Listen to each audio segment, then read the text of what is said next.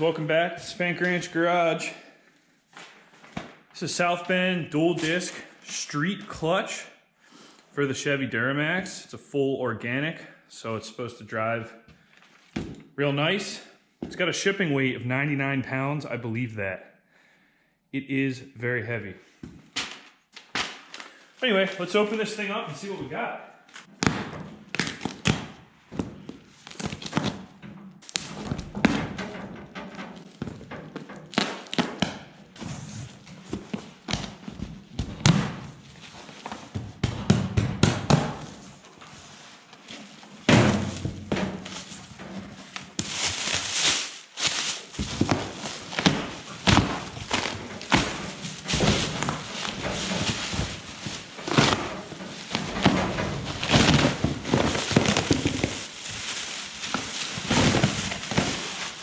Alright, I wasn't trying to be a total packaging savage, but it's kind of how the cookie crumbled there.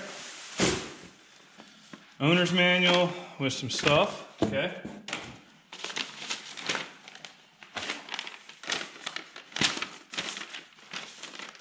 Recommend you can place your concentric slave cylinder with an OE replacement. Alright, we got a pressure plate, 2 clutch discs, a center plate, a flywheel, pressure plate bolts, crank bolts, pilot bearing alignment tool, and some torque specs.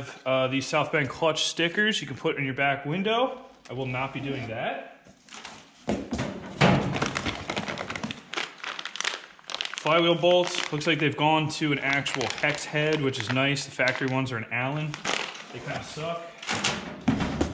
And then big old ZF6 clutch alignment tool there. How freaking heavy this bitch is. Ooh. Clutch fingers must be leveled before installing transmission. Made in Korea.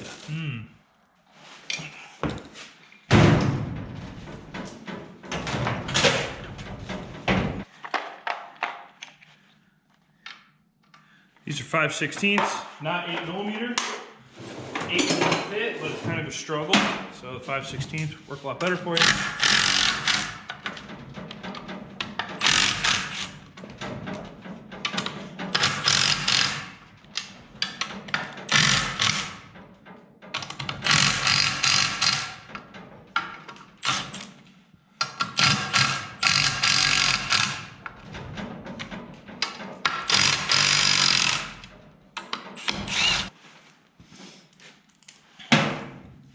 The red spray paint here means the flywheel, the intermediate disc, and the pressure plate all have to be that way.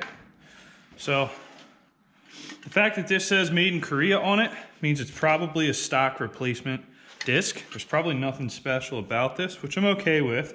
As long as it's a decent quality part, I'm okay with that. I don't want a heavier pedal. That's one of the reasons I went with this street clutch. Here's the first disc, it says Made in USA on it. Pressure plate side, that's very good. That's stuff I want to see. It is still a puck type surface, though it is an organic clutch material, just like your factory clutch would be. Here's your intermediate plate. And the claim to fame here is these rubber bumpers. All right, so they give you a little bit of slop on these pins where the intermediate fits, and these bumpers are supposed to dampen some of that noise that you'll have at idle or whatever with a dual disc. So this thing really only fits one way, I believe. No, it will fit multiple ways, but make sure you line up the red spray paint.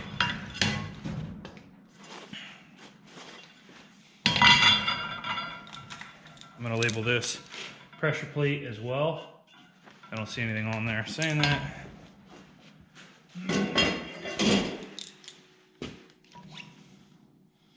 Flywheel side, yada, yada, yada. All right. And then we have our flywheel here. Looks like most of the dual disc flywheels I'm familiar with. Nothing too crazy there.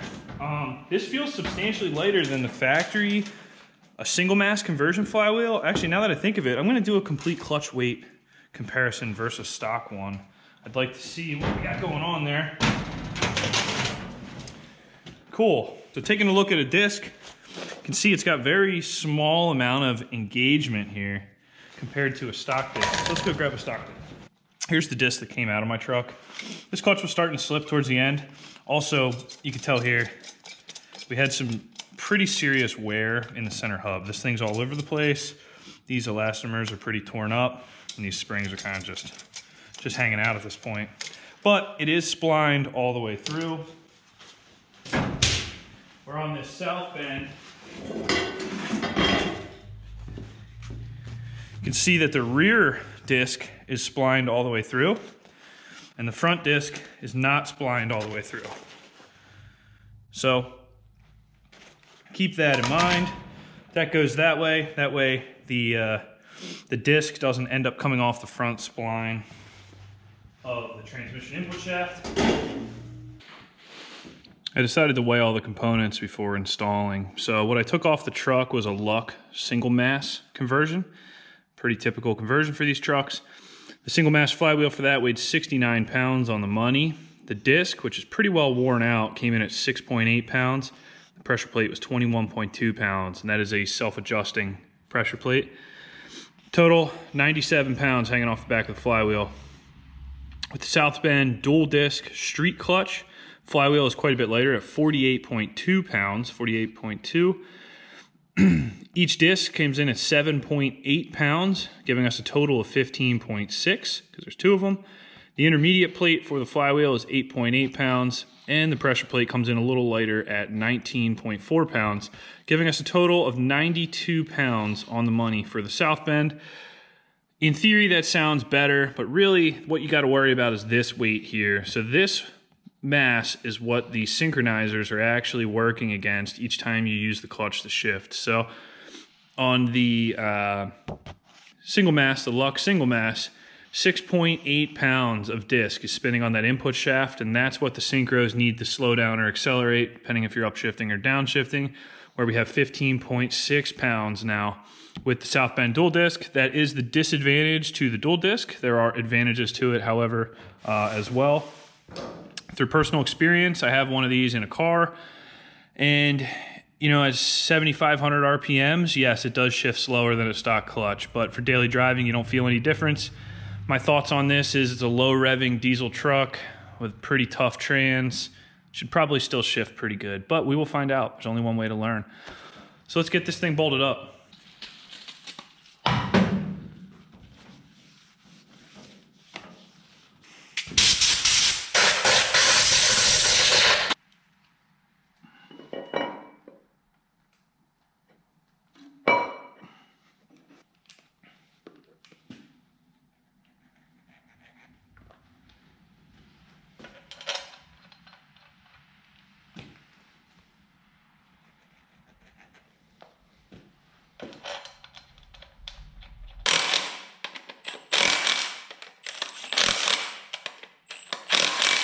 I like to make sure that the clutch slides nicely on the splines on the trans, and the rear one does. Slides really smooth. But this front one, being that it's only halfway splined, it does kind of fit a little snaggy on here. You know, because it has that additional play. Because it's not fully splined, if it's not perfectly flat on here, it kind of snags a little. Unfortunately, that's the design of the clutch. There's nothing I can do about that. If this thing's hard to get into gear, I'll probably be blaming that half splined thing there. I've never seen that design. I understand why they did it, but probably could have put a deeper flywheel on it. I don't know, whatever. I don't know the whole design of this. Maybe we don't have enough in-depth room, whatever. So, all right, let's throw it together. This thing's actually starting to flash rust already just because it's humid out.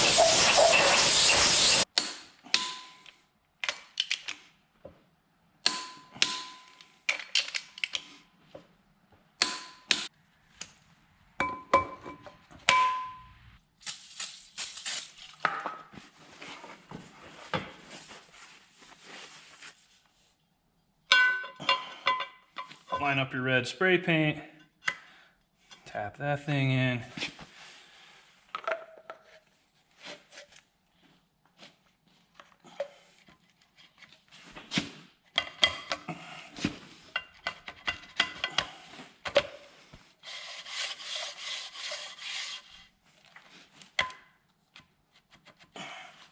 Quite a bit of play in the alignment tool, but that's kind of normal. So I'll do my best to center that up before we torque the clutch plate down.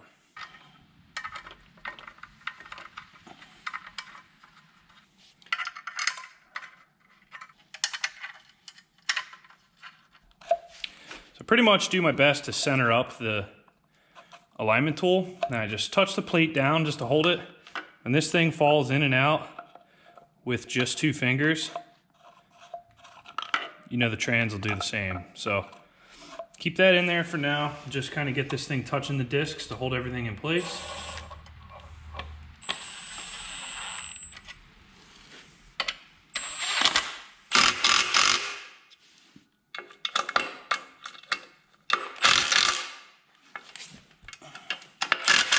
I've run around the pressure plate as many times as it takes, turning these maybe a half or 1 turn at a time evenly, just to run this whole clutch down. Once again, I'm gonna check to make sure this goes nice and easy. Perfect. All right, let's torque the pressure plate down.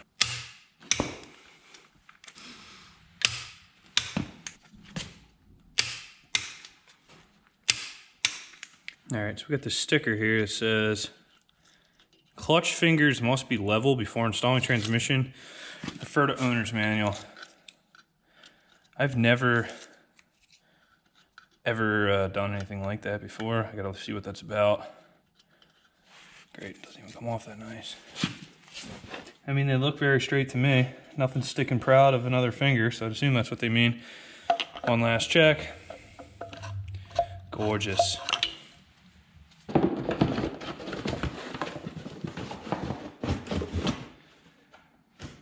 Brand new master cylinder from GM. These are reasonably priced. They're like 150 bucks if you get them at the right price. So it's not worth risking putting this together without it. It comes with a new line. Does not come pre-bled or anything. You also notice there's no bleeder down here like there is on the other trucks and the cars that have these. So it's probably gonna be a pain to bleed this, but I'll cross that bridge when I get there.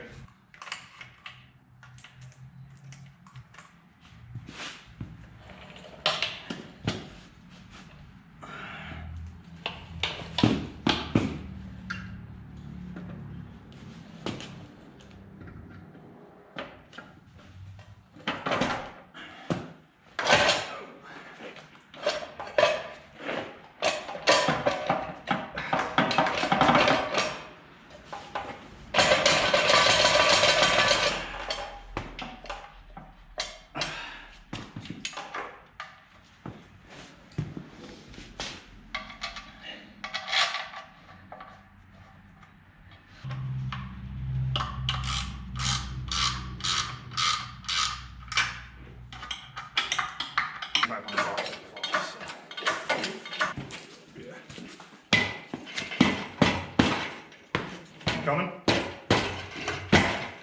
Let's talk Duramax ZF6 clutch bleeding, because this is a little different than most vehicles are, and I see a lot of people struggle with this. So let me just explain how the system works with this excellent artwork that I came up with here. So this is your little baby tiny clutch pedal. Everything's not to scale because I'm kind of like a artist retard. But anyway, picture this being your clutch pedal, and this is your clutch master cylinder, right? This comes through your firewall right here. And you've got the actual piston cylinder part in the engine bay. You've got a reservoir, which is physically located higher than the cylinder. And then you also have your master cylinder bleeder nut right here, which on mine happens to be a 9mm bleeder. You've got a couple quick connects here. I didn't draw that, it doesn't matter. You have a line that runs down to your concentric slave cylinder inside the bell housing on the transmission. Now, unlike most GM concentric slave cylinders and a lot of other manufacturers, there is no bleeder down here at the slave cylinder. So you're looking at this saying, wow, I'm gonna be pushing the pedal, forcing air down, and there's no way to bleed it out down here. This is unusual, but it's doable, and it actually works pretty well. So this bleeder right here is actually all you need, and it's essential to getting this job done. But what is also essential to bleeding these clutches is patience. So for me, I started with a totally dry line and a dry slave cylinder. I didn't pre-fill or pre-bleed anything. So basically what happens is you're going to fill your clutch master cylinder here, the reservoir, and it's going to fill up the cylinder. Slowly but surely, fluid will start to trickle down this line because the fluid is heavier than the air that's currently occupying the system. Your slave cylinder, your concentric slave, is at the lowest point. It will eventually fill up with fluid, and this air will continue to displace upwards slowly. So it'll actually be passing a stream of fluid in the hose here. Now this happens very slowly, and with this bleeder open, you can relieve that air. You actually bleed this clutch by pumping it, letting it sit, opening the bleeder, and letting the air come out. Closing the bleeder, pump it a few times, do the same thing over and over again. For me, this really didn't take long. Starting from a fully dry system, this clutch was usable within 20 minutes, and then I let it sit overnight, pumped it a few more times, bled it twice more, and I have not had to touch it again. And I've got a couple hundred miles on it now. So the theory of people, you know, put the clutch in, crack the bleeder, release the pedal, all that crap does not apply here. This system essentially gravity bleeds itself, but you do need to utilize this bleeder to do so. And you'll notice that you will have a slug of fluid between here and the bleeder. Like this area right here is actually a slug of fluid typically. The air doesn't come through that. So when you open this bleeder, you will see a quick, I don't know, maybe 5 cc's of brake fluid, and then bubble, bubble, bubble, bubble, bubble, bubble, bubble, and then it comes back to clean fluid again. So don't let that, you know, little 1 or 2 second flow of clean brake fluid trick you into thinking this clutch is bled when it's not. So in the case of this South Bend, it's a brand new clutch, dual disc, organic. It disengages at 25% pedal depression. So 25% of the way in, the clutch is starting to disengage. Probably a little bit past that, the clutch is fully disengaged, and all of the rest of it is just clutch travel. So that's what a properly set up and properly bled clutch looks like. I was worried about what the clutch pedal pressure would be with this clutch. It's very light, literally 2 fingers all the way to the floor. All right, so what are my other thoughts on this clutch? Initially, you know, very light clutch pedal, like I said, very comfortable. Noise, you know, idling in neutral, clutch in, clutch out, nothing to worry about on a Duramax. I know some of the Cummins, this makes a lot more noise. This clutch doesn't make any more noise than your standard single mass flywheel. Now there is a little bit of gear rollover noise, but you're gonna have that on any single mass, whether it be a single disc or dual disc. So putting the trans in gear is a little tougher than a single disc clutch. Now I have about 400 miles on this clutch so far, so I don't have a ton of miles on it. Sitting still, it does take a little more effort to get her into first gear. That's something I do hear a lot of complaints about these clutches for. That is true, that does happen. Reverse and low are even worse. You kind of got to give her a couple bumps and then she's in there. But keep in mind what we talked about, the synchronizers have a lot more work to do to slow that input shaft to deal with all that extra inertia of the second full-size disc. So there's a couple tricks you can do to mitigate this and make it a little more comfortable. One of them being bleed your clutch properly, which I go over that already. The other thing is if you're coming up to a stop sign, right before the truck stops, maybe you're doing 1 or 2 miles an hour, just clutch in, throw it back in first. She'll fly right in almost like you didn't even have to use the clutch.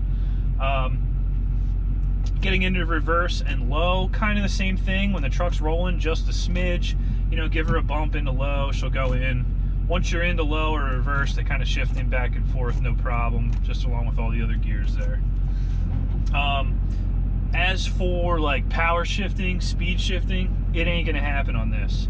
You know, this is a big, heavy transmission to start with. I don't race my truck, so I don't really care, but you will notice even on like a spirited daily driving level, the synchros are doing more work and this thing will shift slower. First to second gear, I do feel a little bit more delay than you will with a single disc. Third gear, a little bit more, and then fourth and fifth, they're kind of low RPM drop gears, so you feel the weight of the clutch less in that situation. As from a smoothness perspective, you can't beat this clutch. It feels awesome. It feels like a stock clutch when you're taking off, backing up, in 4 low, backing up a trailer. It's not hopping, surging, doing anything like that. So I have to say I'm really happy with the clutch for that purpose. So otherwise, let's go for a drive and I'll show you guys how it works.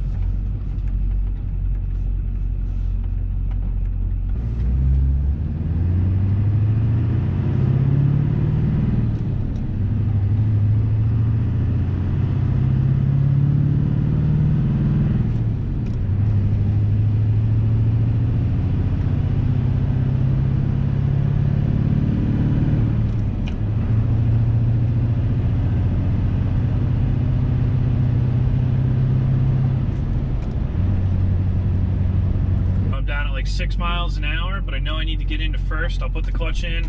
She goes right in because the truck's already rolling. The input shaft already has a little bit of speed.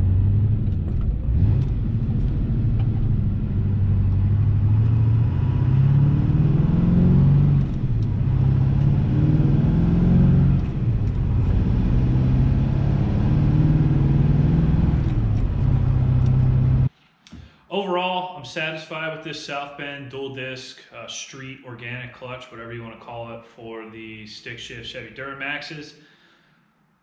You know, it does offer a little bit more challenging shifting as expected, but otherwise the clutch is super quiet, super easy to drive, and I think it's going to really hold up. So overall, I can't complain about it. If you've got any other questions about this clutch, or you want to tell me about a clutch that you have, I'm all ears. Post them in the comments, let me know. Thanks for watching Spank Ranch Garage. See you next time.